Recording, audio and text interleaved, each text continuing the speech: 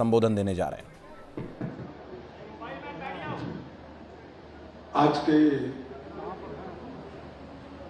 Uttar Pradesh global investment summit 23 के कार्यक्रम में मंच पर उपस्थित उत्तर प्रदेश के सफल और यशस्वी मुख्यमंत्री श्रीमान योगी आदित्यनाथ जी, उत्तर प्रदेश शासन के उप मुख्यमंत्री श्रीमान ब्रिजेश पाठक जी, श्री राकेश सजान जी, श्री JPS राठौर जी, मुख्य सचिव उत्तर प्रदेश शासन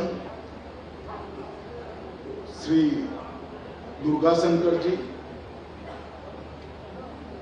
फिक्की के श्री सुब्रकांत पांडा जी, यहाँ पर उपस्थित अधिकारीगण, उत्तर प्रदेश सरकार के मंत्री परिषद के सभी सम्मानित सदस्य और आज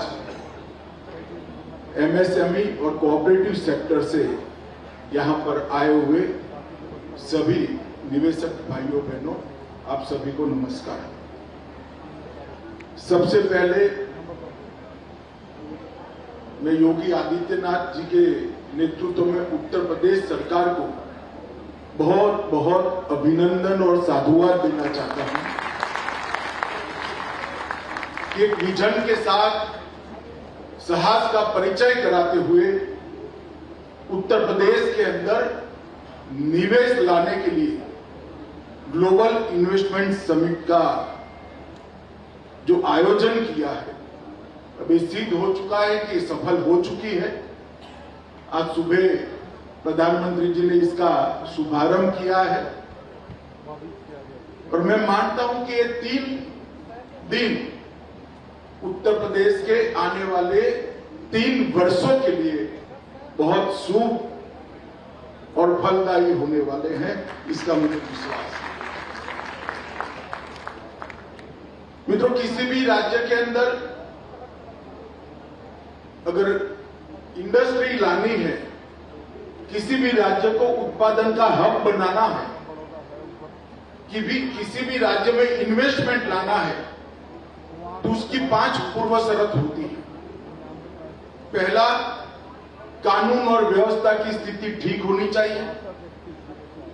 दूसरा, राज्य का इंफ्रास्ट्रक्चर अच्छा होना चाहिए।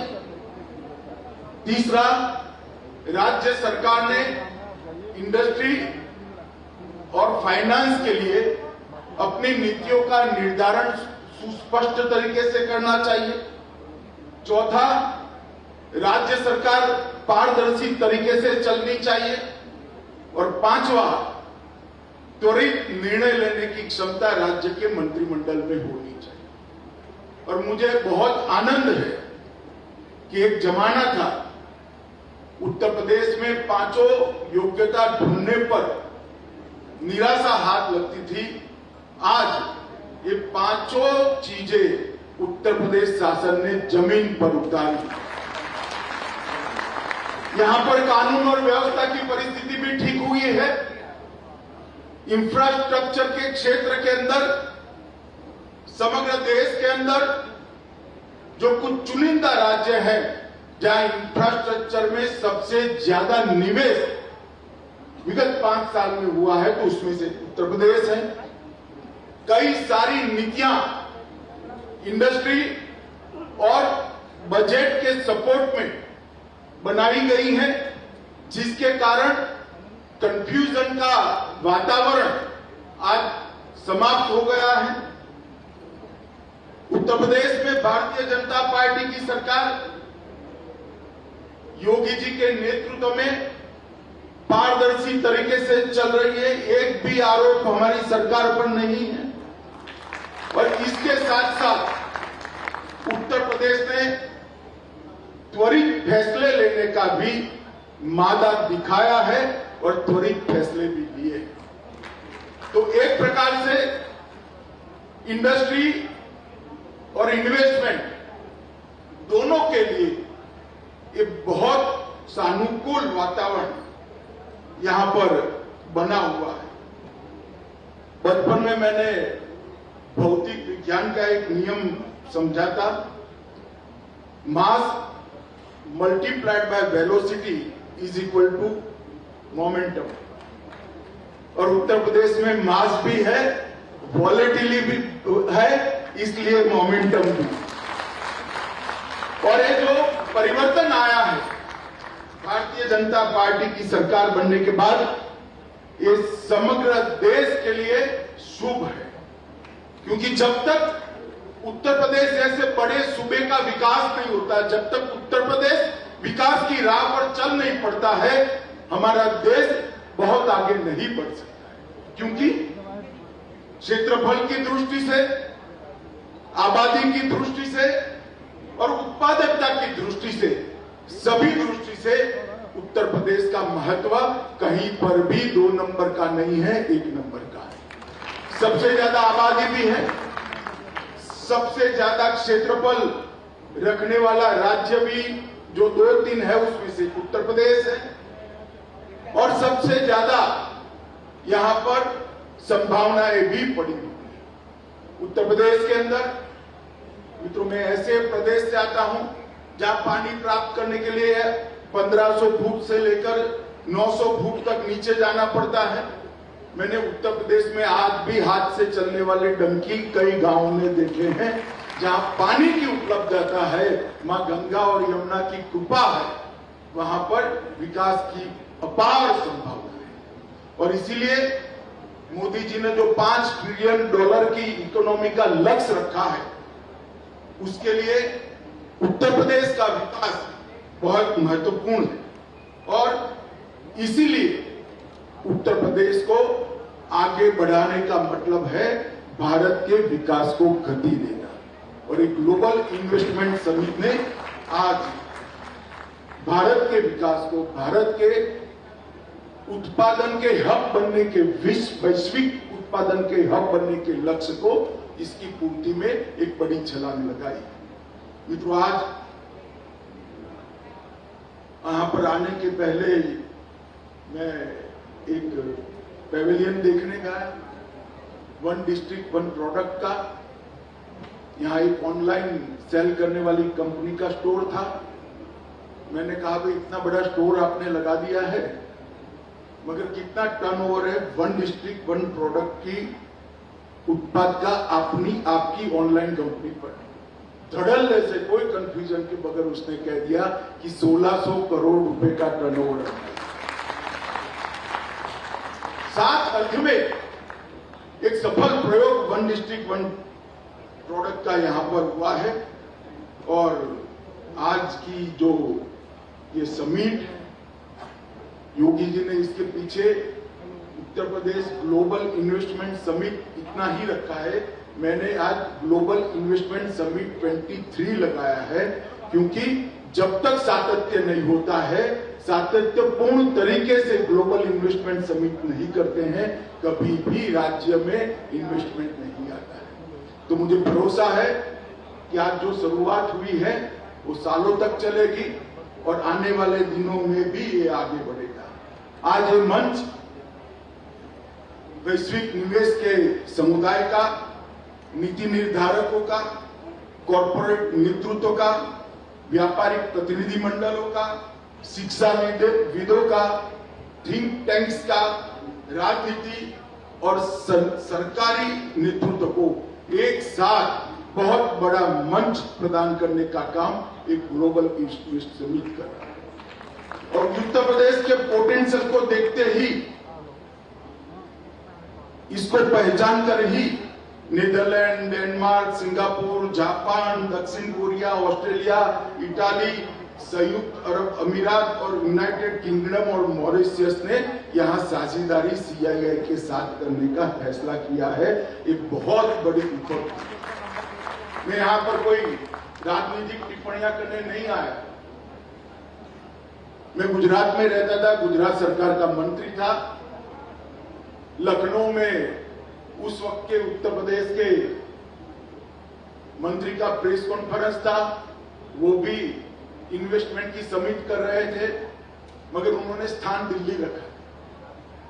तो इकोनॉमिक टाइम्स की एक पत्रकार ने उनको पूछा कि आप उत्तर प्रदेश में इन्वेस्टमेंट की समिट कर रहे हो मगर स्थान दिल्ली क्यों रखा है। तो थोड़ा इधर उधर होकर उनको स्वीकार करना पड़ेगा। काफी लोग लखनऊ आने के लिए तैयार नहीं थे, इसलिए हमें दिल्ली में इन्वेस्टमेंट समिट करनी पड़ी है। अरे भले आदमी जो इन्वेस्टमेंट समिट के अंदर आने के लिए लखनऊ तैयार नहीं है, वो भला इन्वेस्टमेंट के लिए कैसे तैयार। और आज हम सब के लिए आनंद का विषय है कि आज पूरी दुनिया से निवेशक यहाँ पर आए हैं। ग्रीन हाइड्रोजन, नवीनीकरण ऊर्जा, इलेक्ट्रॉनिक्स, स्वास्थ्य सेवाएं, defence, food processing, dairy, pharma, logistic, कई प्रकार के उत्पादों के लिए बहुत अच्छे प्रस्ताव आज यहाँ पर आए हैं। लगभग मुझे लगता है कि दुनिया के कई देशों में हमारे मंत्रियों ने दौरा किया, रोड शो किया, उत्तर प्रदेश के 75 जिलों में किया, देश के 13 राज्यों में किया। और इस सब मंथन के बाद ये 3 दिन का समिट मुझे लगता है कि उत्तर प्रदेश का भाग्य बनने वाला है। उत्तर प्रदेश सरकार ने ऑनलाइन सिंगल विंडो सिस्टम निवेश मित्र के अधीन एक केंद्रीकृत ऑनलाइन प्रोत्साहन प्रबंधन प्रणाली को डेवलप किया है, जिससे ढेर सारी समस्याएं निवेशकों की रुक जाएगी, समाप्त हो जाएगी और उद्योगों को 33 विभाग की लगभग 400 से ज्यादा ऑनलाइन सेवाएं इस पर उपलब्ध है। उत्तर प्रदेश सरकार ने इंडस्ट्री को आमंत्रित करने के लिए, इसके लिए सारी सुविधाएं खड़ी करने के लिए 25 नीतियों को तैयार किया है और वो नीतियों को जमीन पर उतारने का काम भी उत्तर प्रदेश ने किया। मित्रों, आज ये जो हमारा कार्यक्रम है एमएसएमई और कोऑपरेटिव के लिए, मैं आज यहां पर जितने भी निवेशक उपस्थित हैं मैं उनको कहना चाहता हूं। मैं ऐसे प्रदेश से आता हूं जहां इंडस्ट्रीज और इन्वेस्टमेंट कोई नई बात नहीं है, सदियों से होता है। मैं गुजरात से आता हूं। मैं मेरा अनुभव साझा करना चाहता हूं कि आज देश की टॉप 25 कंपनियों में से मैं ऐसी कम से कम 8 कंपनियों को जानता हूं जिन्होंने अपनी शुरुआत एमएसएमई के रूप में की है और भारत की सबसे बड़ी कंपनी, जिसके पास साहस है, जिसके पास कौवत है, जिसके पास सूझबूझ है, वो शुरुआत तो छोटे से करता है, परंतु साहस होता है, कौवत होता है, सूझबूझ होता है तो वो छोटा नहीं रहता है, वो आगे बढ़ जाता है। आज मैं आप सभी को कहना चाहता हूं, एमएसएमई वो बीज है जो भारत की सबसे बड़ी कंपनी बनने का पोटेंशियल रखता है और इसी से शुरू। और जिस राज्य ने एमएसएमई इंडस्ट्रीज के लिए अपनी पॉलिसियों को ढंग से तैयार नहीं किया, वो राज्य कभी भी औद्योगिक निवेश के लिए आगे नहीं आ सकते। इसके 2 कारण, एक तो बड़े से बड़ी इंडस्ट्री आएगी, उसको कई सारी एंसिलरी इंडस्ट्रीज चाहिए। अगर एंसिलरी इंडस्ट्री के लिए आपने अनुकूल वातावरण, अनुकूल माहौल यहां पर नहीं किया है तो दूसरे राज्य से ट्रांसपोर्टेशन कॉस्ट बहुत सारी लगती है और इंडस्ट्री सफर करती है। तो जो बड़ी इंडस्ट्री आती है उसको सफल होने के लिए भी एंसिलरीज इंडस्ट्री मतलब एमएसएमई की जरूरत है। और इसके साथ साथ आज की एमएसएमई में ही कल की सबसे बड़ी इंडस्ट्री छुपी हुई है। बच्चों को प्लेटफॉर्म देने से ही प्रदेश हमेशा आ गया। ये 2 कारण से किसी भी राज्य को इंडस्ट्रियल इन्वेस्टमेंट के लिए अगर आगे बढ़ना है तो इसकी पूर्व शर्त है कि एमएसएमई के लिए अपनी नीतियों को वो सुस्पष्ट करें। यहां पर उत्तर प्रदेश सरकार ने योगी जी के नेतृत्व में सिर्फ एमएसएमई के लिए नहीं, 1 डिस्ट्रिक्ट 1 प्रोडक्ट के माध्यम से गृह उद्योग के लिए भी नीतियां स्पष्ट कर दी है, उसको भी बढ़ावा दिया है, एमएसएमई को भी बढ़ावा दिया है। और इसके लिए मैं जब सुन रहा था कि 1,40,000 करोड़ के एमओयू हुए हैं, मैं सभी एमएसएमई क्षेत्र के यहाँ जो इन्वेस्टर आए हैं उनको कहता हूं कि आप हौसला रखकर आगे बढ़िए। यही रास्ता है बड़ा बनने का, यही रास्ता है देश के विकास में सहभागी। ढेर सारी बड़ी इंडस्ट्रियां यहाँ आ रही है। मैं तो उत्तर प्रदेश शासन को, मुख्यमंत्री जी को, उनके मुख्य सचिव जी को भी कहना चाहूंगा, एक बड़ी कंपनी के साथ एंसिलरी इंडस्ट्री कौन कौन सी लग सकती है, इसके पोटेंशियल को जांच कर एंसिलरी इंडस्ट्री के लिए एमएसएमई उद्योगों को निमंत्रित करना चाहिए, जिससे वो स्पेसिफिक दिशा में चले। क्योंकि आपको आपका बाजार ही नहीं ढूंढना है। अगर बहुत बड़ी ऑटोमोबाइल की कंपनी आई है, डिफेंस की कंपनी आई है, तो उसके कलपुर्जे बनाने की आप एमएसएमई इंडस्ट्री डाल दोगे तो आपको मार्केट नहीं ढूंढना है। इसके बाद में जमीन दे दो, जीरो ट्रांसपोर्टेशन से आपका उत्पाद वहां पहुंच जाएगा। गुजरात, महाराष्ट्र, कर्नाटक से आने वाला ट्रांसपोर्टेशन के कारण इसको कॉम्पीट ही नहीं कर पाएगा। तो एमएसएमई इंडस्ट्री के लिए जो पहल उत्तर प्रदेश सरकार ने की है वो प्रशंसनीय है। और मित्रों, जब तक किसी भी राज्य में total ecosystem investment friendly नहीं होता है, तब तक इंडस्ट्री नहीं बढ़ेगी। जितना भी बड़ा इंडस्ट्री लेकर आइए, देश में बंद पड़े हुए कारखानों की बहुत बड़ी सूची है। क्यों? क्योंकि इकोसिस्टम ठीक नहीं। अगर उत्तर प्रदेश जैसे बड़े राज्य में रोजगारी को आपने एड्रेस नहीं किया, रोजगारी का विकल्प नहीं ढूंढा, तो इकोसिस्टम कभी अच्छा नहीं हो सकता। और रोजगारी देने का मादा अगर सबसे ज्यादा किसी में है तो कोऑपरेटिव और एमएसएमई में है। ये दो ही रोजगारी। 22 करोड़ का राज्य अगर रोजगारी के लिए चिंता करे बगैर अपनी इंडस्ट्रियल पॉलिसी को बनाता है, कभी सफलता नहीं मिल सकती। मैं इसीलिए कहता हूं कि एमएसएमई के लिए जो पॉलिसीज बनाई है और एमएसएमई के ऊपर जो योगी सरकार ने थ्रस्ट दिया है, वो आने वाले दिनों में रोजगारी का निर्माण करेगा। और रोजगारी के निर्माण से कुल मिलाकर पूरा इकोसिस्टम रिपेयर होगा, अच्छा होगा, खुशनुमा होगा और इससे बड़ी इंडस्ट्रीज को भी फायदा होगा। मित्रों, एमएसएमई इंडस्ट्री के लिए ढेर सारे राज्यों ने बहुत अच्छा किया है। मेरा मुख्य सचिव जी से निवेदन है कि बड़ी इंडस्ट्री और एमएसएमई इंडस्ट्री, एंसिलरीज इंडस्ट्री के इकोसिस्टम को स्ट्रेंथन करने के लिए अभी भी कुछ ज्यादा करने की जरूरत है। मैंने आपका पॉलिसी पढ़ा है, इसको और स्ट्रेंथन कर, बहुत अच्छा किया है, मगर और स्ट्रेंथन हो सकता है, और मजबूत और पुख्ता हो सकता है, उसको करना चाहिए। क्योंकि बड़ी इंडस्ट्री की सफलता के लिए भी अच्छा एमएसएमई इंडस्ट्री की बहुत जरूरी है। कोऑपरेटिव के क्षेत्र में भी उत्तर प्रदेश के पास ढेर सारी संभावना है। खाद्यान्न का सबसे बड़ा उत्पादक आज अगर कोई है तो उत्तर प्रदेश है। एग्रीकल्चर के लिए सबसे ज्यादा भूमि किसी एक राज्य के पास है तो उत्तर प्रदेश है। और सबसे मेहनत कश इंसान अगर कहीं पर है, किसान कहीं पर है तो उत्तर प्रदेश है। और सबसे विपुल मात्रा में पानी अगर किसी एक राज्य के पास है तो उत्तर प्रदेश है।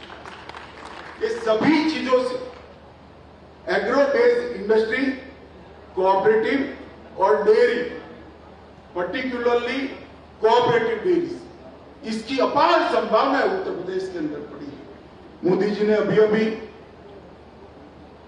सहकारिता मंत्रालय बनाया। आजादी के 75 साल के बाद पहली बार सहकारिता मंत्रालय का गठन करने का काम किसी प्रधानमंत्री जी ने किया और मुझे भी पहला सहकार मंत्री बनने का सौभाग्य मोदी जी ने दिया। मैं बहुत समय लगभग 32-33 साल से सहकारिता के साथ जुड़ा हूं। मित्रों, हमने पैक्स का कंप्यूटराइजेशन का फैसला किया, मल्टीपर्पज पैक्स बनाने के लिए इसके मॉडल बायलॉज बना दिए। अब कॉमन सर्विस सेंटर सीएससी को पैक्स के लिए परमिट कर दिया। गैप ढूंढने के लिए नेशनल कोऑपरेटिव डेटाबेस बनाया। राष्ट्रीय सहकार नीति बन रही है। इसके साथ साथ क्रेडिट गारंटी फंड ट्रस्ट में सदस्यता ऋणदाता संस्थान भी बना दिया। जैम पोर्टल पर खरीदी की कोऑपरेटिव्स को छूट दे दी। मैट के अंदर 18% से घटाकर 15% किया। आयकर अधिनियम में भी ढेर सारी राहतें दी। कोऑपरेटिव चीनी मिल को इनकम टैक्स के अंदर रियायतें दी और 3 नई मल्टी स्टेट कोऑपरेटिव्स बनाई हैं। एक छोटे किसान को बीज के उत्पादन में जोड़ेगी, दूसरा ऑर्गेनिक प्रोडक्ट का मार्केटिंग और ऑर्गेनिक प्रोडक्ट बनाने वाले किसान को अपने खेत में मार्केट करने के लिए कुछ नहीं करना पड़े, इस प्रकार की पूरी व्यवस्था बनाएगी। और तीसरा एग्रीकल्चर प्रोडक्ट के निर्यात के लिए भी काम करेगी। ढेर सारे चीजें हमने इसके साथ जोड़ी है। इसमें भी विपुल संभावनाएं हैं। आने वाले 2 महीने के अंदर ही मेरा सिर्फ कोऑपरेटिव के एक्सटेंशन का देश भर का दौरा है। मैं उत्तर प्रदेश भी आऊंगा क्योंकि उत्तर प्रदेश सबसे कम कोऑपरेटिव रखने वाला प्रदेश है और सबसे ज्यादा संभावना रखने वाला प्रदेश है। तो विपुल मात्रा में कोऑपरेटिव की संभावना यहाँ बड़ी है। मित्रों, यहाँ पर जो मैंने इंफ्रास्ट्रक्चर की बातें करी, इंफ्रास्ट्रक्चर के लिए ढेर सारा काम उत्तर प्रदेश सरकार ने किया है और मैं मानता हूं कि राज्य में इतने सारे एक्सप्रेसवे किसी भी राज्य में नहीं बने। पूर्वांचल एक्सप्रेसवे हो, बुंदेलखंड एक्सप्रेसवे हो, Ballia expressway, Gorakhpur link expressway, आगामी गंगा एक्सप्रेसवे, ढेर सारे एक्सप्रेसवे बनाकर उत्तर प्रदेश के हर क्षेत्र को, इतने बड़े राज्य को एक दूसरे के साथ जोड़ने का काम है। सबसे ज्यादा इंटरनेशनल एयरपोर्ट अगर आज कहीं पर है तो उत्तर प्रदेश के अंदर है और 1 डिस्ट्रिक्ट 1 प्रोडक्ट के लिए बहुत अच्छी मार्केटिंग की व्यवस्था भी हुई है। नोएडा अंतर्राष्ट्रीय हवाई अड्डा बनने के बाद सबसे ज्यादा आवाजाही की कैपेसिटी एयरपोर्ट की किसी एक राज्य की होगी तो वो भी उत्तर प्रदेश की। ढेर सारा इंफ्रास्ट्रक्चर का काम किया है। बुंदेलखंड के अंदर पानी की किल्लत थी, केन बेतवा आगे बढ़ गई। बुंदेलखंड में भी अब कभी अकाल सहन न करना पड़े, इस प्रकार की हमने नीति करी है। और पीएम गति शक्ति नेशनल मास्टर प्लान के तहत जलमार्ग